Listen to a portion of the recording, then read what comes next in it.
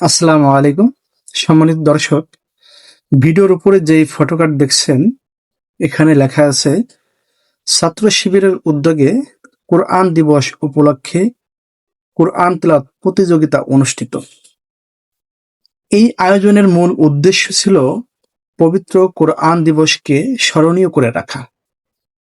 আমরা ছবিতে দেখতে পাচ্ছি বেশ কয়েকজন শিক্ষার্থী সারিবদ্ধভাবে দাঁড়িয়ে তাদের পুরস্কার বা কোরআন শরীফ হাতে নিয়ে আছেন। সামনে বিচারক মণ্ডলী বা আয়োজকরা বসে আছেন। আসলে শিক্ষার্থীদের মধ্যে কোরআনের চর্চা ছড়িয়ে দিতে এবং তাদের উৎসাহিত করতে এই ধরনের প্রতিযোগিতার গুরুত্ব অপরিসীম।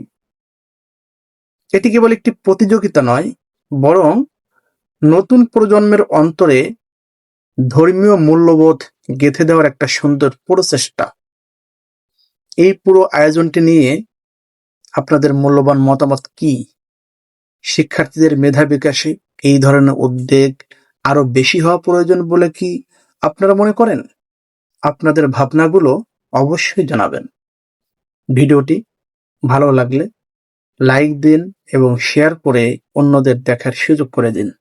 আর আপনার মন্তব্য কমেন্ট বক্সে লিখতে ভুলবেন না। ধন্যবাদ সবাইকে।